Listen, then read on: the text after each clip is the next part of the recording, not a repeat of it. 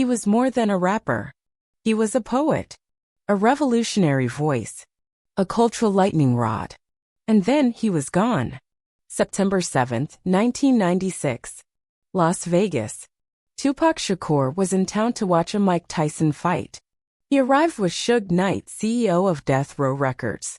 The two were business partners and targets. After the fight, around 8:30 p.m., Tupac and Suge got into a scuffle in the lobby of the MGM Grand Hotel. Security footage captured the scene. Tupac was seen punching Orlando Anderson, a member of a rival gang. It looked like just another brawl. But it wasn't. It was a spark. And 6 hours later, Tupac would be shot. The final ride.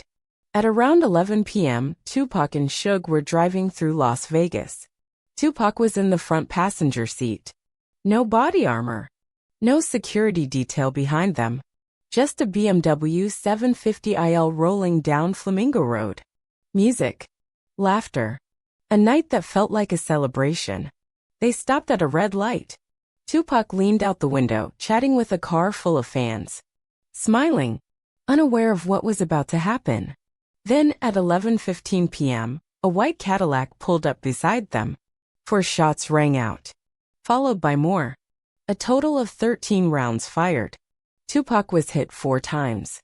Twice in the chest, once in the arm, and once in the thigh. Suge was grazed but survived. The gunman? Gone. Vanished into the night. The hospital and the silence. Tupac was rushed to University Medical Center of Southern Nevada. He underwent surgery. Lungs removed. Sedated. Hooked to machines. For 6 days, the world held its breath. Outside the hospital, fans lit candles. Singers held vigils. The media speculated, twisted, and theorized. On September 13th at 4:03 p.m., Tupac Shakur was pronounced dead. He was just 25 years old. The world mourned. But within hours, something strange happened. The police went quiet. The case stalled. And the question began. Why wasn't this solved? In the days after Tupac's death, the world asked the obvious question. Who killed him? The answer never came. And the silence that followed was louder than any gunshot. Let's look at the theories. Theory 1, the gang retaliation. Some said it was simple. Orlando Anderson, the man Tupac had fought hours before the shooting, was a member of the Southside Crips. Tupac was tied to the Bloods through Suge Knight and Death Row. Gang retaliation made sense. Quick, brutal, street justice. But here's the problem. Orlando Anderson was brought in for questioning, then let go. He was never charged. 2 years later, he was killed in another shooting. No confession. No closure. Theory 2. Suge Knight was the target. Others believed Tupac wasn't the intended victim. Suge Knight was controversial, aggressive, and had made a lot of enemies. Some insiders whispered the shooting was a hit on Suge, and Tupac just happened to be in the passenger seat. But Suge survived. Barely a scratch. And that raised eyebrows. How does someone survive a direct ambush with bullets flying, while the person sitting inches away takes 4 shots? Unless they weren't the real target, or unless someone knew where to aim, and where not to. Theory 3, Death Row Records and betrayal. Then came a darker theory. Tupac was about to leave Death Row Records. He had finished the 3-album deal required by his contract, and he was starting his own label, Machiavelli Records. He wanted out of the violence, out of the control, out from under Suge Knight. But Tupac was more than an artist. He was an empire. His image, his words, his future. That meant millions, possibly billions on the line. Was it possible someone didn't want to let go? Was it possible they stopped him before he could walk away? Theory 4. The government did it. And finally, the most radical idea. That Tupac Shakur was targeted by the government. He was outspoken, influential, politically aware. His mother was a Black Panther. He wrote about systemic racism, police brutality, and revolution. He reached millions. And some say, that scared the wrong people. Could it be that Tupac was seen as a threat? A threat that needed to be removed? FBI files show that Tupac was under surveillance for years. His lyrics were dissected. His concerts monitored. So when he died, some asked, was it a warning to others? Or simply the end of a man who refused to be controlled? No arrests. No justice. No matter the theory, the fact remains. No one has ever been arrested for Tupac's murder. Not one person. Not one trial. Not even a serious suspect. Las Vegas police claimed a lack of cooperation. No witnesses. No evidence. But many close to Tupac say the real issue wasn't evidence. It was will. Some say the investigation was never taken seriously. Others believe it was intentionally sabotaged. And maybe that's why the questions have never stopped. For a murder that happened in a major U.S. city, in a car full of witnesses, on a crowded street, in front of tourists, traffic lights, and fans, it's almost impossible to believe no one saw anything. But that's what the official report says. No one talked. No one testified. No one was held accountable. Why? Some believe it was fear. Others say it was loyalty to the street code. No snitching. But a few believe it was something deeper. A warning. To keep quiet. Or disappear. And so, Tupac's murder became not just a crime, but a legend. And with that legend came another rumor. One that refuses to die. Is Tupac still alive? Yes. That theory exists. And it's louder than ever. People claim to have seen him. In Cuba. In Belize. In Serbia. Photos surface.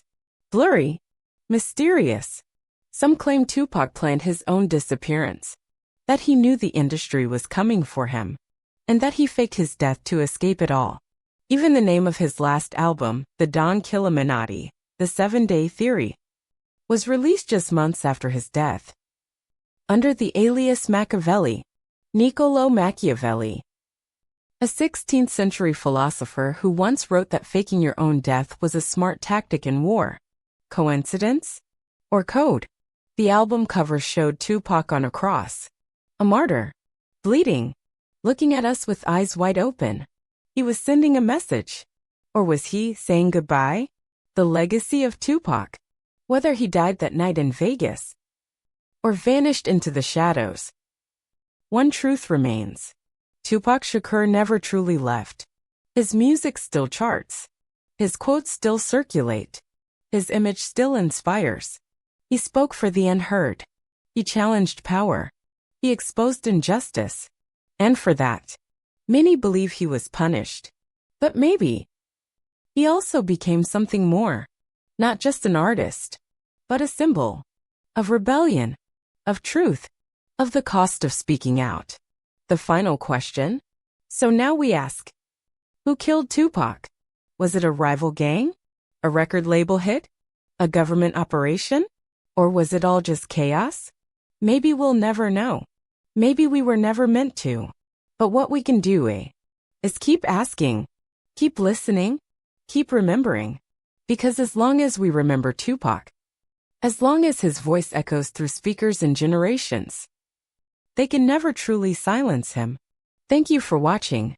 If this story made you think, subscribe for more unsolved mysteries and hidden truths. We post new deep dive documentaries every week.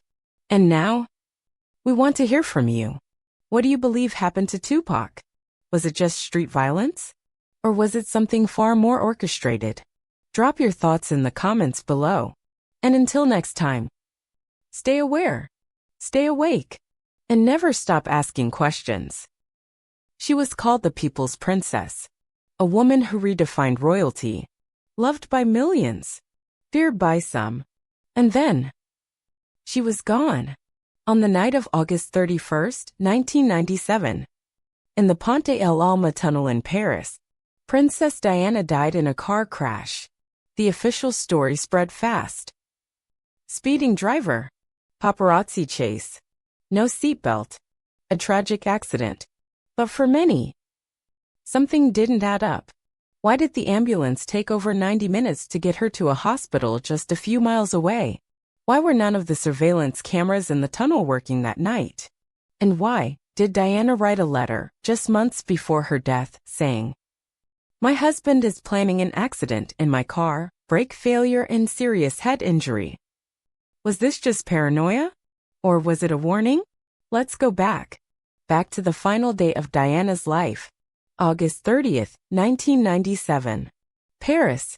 Diana arrived in Paris with Dodi Al-Fayed, her companion and rumored fiancé. They were staying at the Ritz Hotel, owned by Dodi's father, Mohammed Al-Fayed, a billionaire businessman. The paparazzi had followed them for days, snapping photos at every move. They couldn't leave the hotel without being swarmed. That evening, the couple decided to escape. They'd dine at a private apartment owned by the Al-Fayed family, then return to Dodi's home away from the cameras. But they never made it. The escape plan. To throw off the press, they used a decoy vehicle at the front of the hotel. Meanwhile, Diana and Dodi slipped out the back, entering a black Mercedes-Benz S280, driven by Henri Paul, the hotel's deputy head of security. Also in the car, Trevor Rees-Jones, Dodi's bodyguard. He was the only one wearing a seatbelt, and he would become the sole survivor. The car sped off into the Paris night, followed closely by a swarm of paparazzi on motorcycles. At 12:23 a.m., the car entered the Ponte El Alma tunnel. Seconds later, it crashed. The impact was brutal. The car slammed into the 13th pillar of the tunnel at high speed. The front was crushed. The scene catastrophic. Dodi and Henri Paul were killed instantly. Diana was still alive but critically injured. She would die hours later in the hospital. News of Diana's accident spread like wildfire. And when her death was confirmed, the world broke down. People flooded the streets. Flowers were stacked outside Buckingham Palace. Grown men wept on television. It felt like a queen had died, but one who was never officially crowned. Yet even as millions grieved, a different conversation began. What really happened in that tunnel? Let's start with the ambulance. The crash occurred at 12:23 a.m. Emergency responders arrived around 12:30 a.m. But Diana didn't reach the hospital until 2:06 a.m. That's more than an hour and a half for a drive that should have taken less than 10 minutes. French authorities said her injuries were so delicate, they needed to stabilize her at the scene. But some experts disagreed. They argued that in trauma cases like this, load and go is the standard. Get the patient to the hospital fast. Why the delay? And then there's the issue of the missing CCTV footage. The Ponte El Alma tunnel had multiple traffic cameras, but officials claimed that none of them recorded the crash. Why? Were the cameras really off? Or was something withheld? The letter that changed everything. In October 2003, the Daily Mirror published a handwritten letter. It was from Diana, dated October 1996, less than a year before her death. In it, she wrote, "This particular phase in my life is the most dangerous. My husband is planning an accident in my car, brake failure and serious head injury." That letter was given to her former butler, Paul Burrell, who kept it for years. When asked why she wrote it, friends say Diana had become increasingly suspicious of the people around her. She had divorced Prince Charles. She was outspoken, independent, dating a Muslim man, and she had talked openly about landmines, poverty, HIV, and the failures of the royal family. Some believe she had become a threat. The conspiracies begin. Over the years, multiple theories have emerged. 1. The royal plot, that Diana's death was orchestrated by the royal family or intelligence services to protect the monarchy, to avoid scandal, to silence her. 2. The pregnancy theory, that Diana was pregnant with Dodi Al-Fayed's child, and that a Muslim child in the line of royal succession was unacceptable. 3. MI6 involvement. Former intelligence officers have claimed that the method used in Diana's crash closely resembles techniques used in targeted assassinations. A bright light, high speed, tunnel, no escape. Are these theories far-fetched? Maybe, but they refuse to disappear. Even Mohammed Al-Fayed, Dodi's father, spent years demanding a full inquiry. He believed his son and Diana were murdered. He never accepted the official explanation. In 2004, the British government launched an official investigation. It was called Operation Paget, led by the Metropolitan Police. The goal? To explore all conspiracy theories surrounding Diana's death. The investigation took 3 years. It reviewed thousands of pages of evidence, interviewed hundreds of witnesses, and cost over £10 million. In the end, the conclusion was clear. No foul play, just a tragic accident. The driver, Henri Paul, was found to be intoxicated, driving at over 100 kilometers per hour. Neither Diana nor Dodi wore seatbelts, and the paparazzi played a devastating role. But even with that conclusion, many weren't satisfied, because too much still didn't make sense. Why was Henri Paul, an experienced security officer, driving at such a reckless speed? Why did he have high levels of carbon monoxide in his blood? Why didn't the royal family react faster? Why did they remain so quiet? And why did Diana seem to know something was coming? A woman who knew too much? In her final interviews, Diana spoke of being isolated, cut off, targeted. She said, "There are people in this establishment who don't like me. They see me as a threat." She had left the royal family, but she hadn't gone quietly. She had the world's attention, and she was using it to speak about injustice, to criticize tradition, to shape her own legacy. And maybe that was too much for some to tolerate. A legacy that refuses to die. Today, more than 2 decades later, Diana remains one of the most beloved figures in modern history. Her face still appears on murals, magazines, and memorials. Her story has inspired films, documentaries, and books. Her sons, Prince William and Prince Harry, continue to speak of her with reverence and pain. But her death is still an open wound. To this day, millions believe we don't know the full truth. That's somewhere between the headlines and the reports. The real story was buried. And perhaps that was the point. The final question? So what really happened that night in Paris? Was it just a tragic car crash? A deadly mix of speed, chaos, and poor decisions? Or was it something more? A carefully orchestrated plan?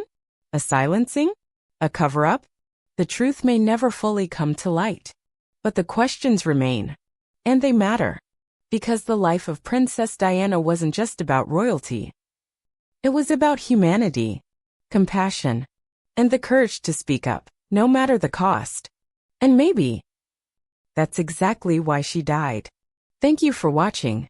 If this story made you think, if you believe the truth deserves to be heard, subscribe for more deep dives into unsolved mysteries and hidden history.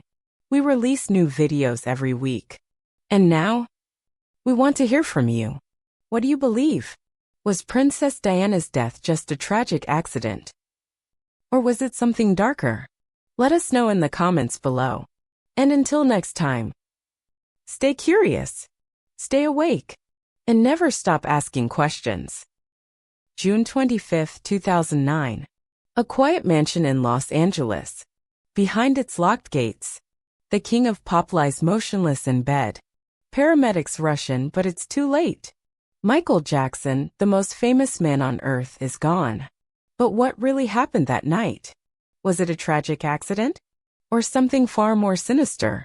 Tonight, we dive deep into the mystery behind the death that shook the world. Michael Jackson wasn't just a performer. He was the face of an era. From the moonwalk to sold-out stadiums, he stood above the rest. But on the morning of June 25, 2009, the world awoke to silence. Michael Jackson had died. 50 years old. Gone. Just like that. The official story? A sudden cardiac arrest brought on by prescription drugs. But that explanation didn't sit right with everyone. There were too many questions, too many contradictions, and too much money at stake to understand what really happened. We have to go back to the night before everything unraveled. June 24th. The Staples Center in Los Angeles was buzzing. Michael was there rehearsing, moving, singing, getting ready for his comeback tour. This is it. 50 shows in London. A return to glory. A redemption arc. He looked good. Tired, maybe, but determined. He danced. He smiled. He hugged his team and told them, "We're gonna change the world."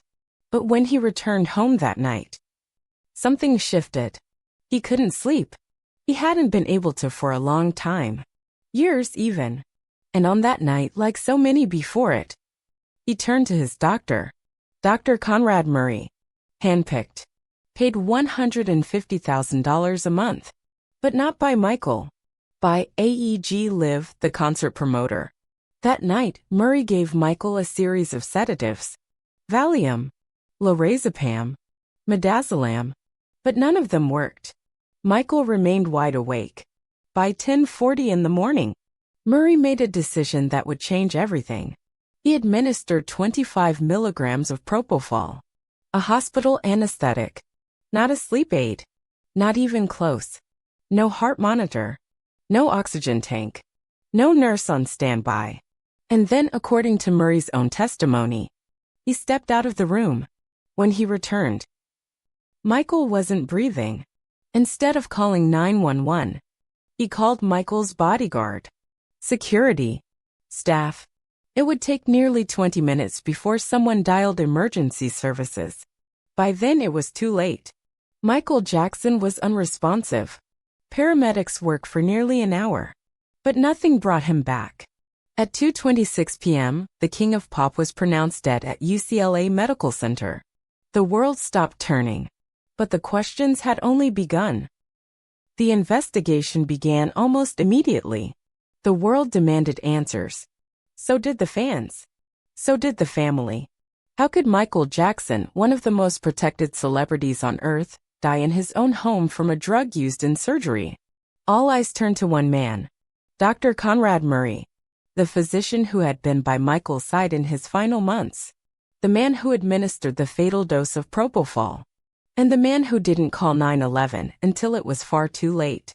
In 2011, after 2 years of headlines, rumors, and endless speculation, Dr. Murray stood trial for involuntary manslaughter. The prosecution painted a clear picture. Murray had acted recklessly. He gave a dangerous drug in an unmonitored setting. And when things went wrong, he delayed calling for help out of fear for his own reputation. The jury agreed. Murray was found guilty. He was sentenced to 4 years in prison. He served just 2. But even with the verdict, the story didn't end. In fact, it only grew more complicated. Many believed that Murray wasn't the real villain, that he was just the final piece in a much larger, darker puzzle. Because Michael Jackson wasn't just a musician. He was a business, a billion-dollar brand. And in the years before his death, his finances were in trouble. Massive debt, lawsuits, mounting pressure to perform.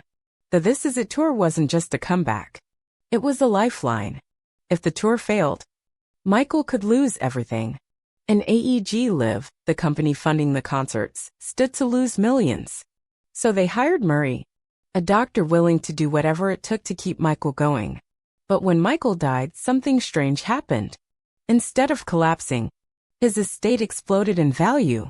Sales of his music skyrocketed. New deals were signed. Merchandise, films, posthumous albums. In the first year alone, Michael Jackson's estate made over $275 million. And perhaps the most important asset of all? His share in the Sony/ATV music catalog, a massive collection of publishing rights, including songs by the Beatles, Elvis Presley, and Taylor Swift. That catalog was worth hundreds of millions. And Michael had fought for years to keep control of it. But after his death, control quietly shifted. Sony eventually bought back full ownership. Was that just good business? Or something more? Michael had long suspected he was being watched, manipulated, controlled. In one speech he said, "The history books are lies. The media is manipulation. They want to control what you see, what you think. And they don't care about the truth. He often spoke about powerful forces in the music industry. He called out record labels, accused executives of racism and exploitation. He believed there were people who didn't want him to succeed independently. So when he died, under mysterious circumstances, just weeks before massive financial comeback, some couldn't help but ask, was this really just about sleep? Or was Michael Jackson silenced before he could rise again? As the world searched for answers, those closest to Michael remembered something chilling. In the final weeks before his death, he didn't seem like himself. He was thinner, more withdrawn, sometimes paranoid, and sometimes heartbreakingly honest. He told people he didn't feel safe. He said there were people watching him, controlling him, waiting for him to break. One dancer from the This Is It tour recalled, he would shake. He looked confused. He said things like, "They're trying to kill me." And that wasn't the first time he had said it. In multiple interviews, Michael hinted at threats. He said people wanted his catalog, that he was being used, that the people around him didn't really care about his well-being. Even his children in later years would suggest that something wasn't right. His daughter Paris once said, "Everyone in the family knows. It was not just an overdose. And yet, no one has ever been held responsible beyond one man." Dr. Conrad Murray. Was Michael simply pushed too hard? Overmedicated? Or was there more to the story? There's another mystery, one that continues to haunt fans. The surveillance footage from Michael's house. The cameras in the hallway. The bedroom. The entrance. The final 24 hours of his life should have been fully documented. But somehow, the tapes were gone. Security said they had technical problems. Files were missing. No explanation was ever made public. How does that happen? In the home of one of the most famous people on the planet? It's questions like these that keep the conspiracy theories alive. And while many of them may be exaggerated or even false, they reflect a deeper truth. Michael Jackson died surrounded by mystery. And that mystery has never gone away. In the years since his passing, his legacy has only grown. New generations discover his music, his videos, his message. But at the same time, his life remains a cautionary tale. Of fame, of pressure, of control, of what happens when a person becomes bigger than the system that created them. Michael Jackson wanted to be more than a pop star. He wanted to be free. Free from contracts. Free from expectation. Free to create without fear. But in the end, he may have paid the price for that dream. So we are left with this. Was it an overdose? Or was it a message? Was he a victim of poor decisions? Or a target of powerful interests? Was it simply a tragedy? Or a carefully managed ending? We may never know the full truth. And maybe that's the point. Maybe some stories are meant to stay unfinished, unanswered, unresolved. But if we've learned anything from Michael Jackson, it's that truth always finds a way to rise. Just like a beat. Just like a song. Just like a legend. Thank you for watching. If this story made you feel something, don't forget to subscribe for more true crime and celebrity mysteries. We publish new deep dives every week. And now, we want to hear from you. What do you think happened to Michael Jackson? Was it really just a tragic accident? Or was it something more? Let us know in the comments. Until next time, stay curious, stay skeptical, and stay awake. Because sometimes, the truth is hiding in plain sight.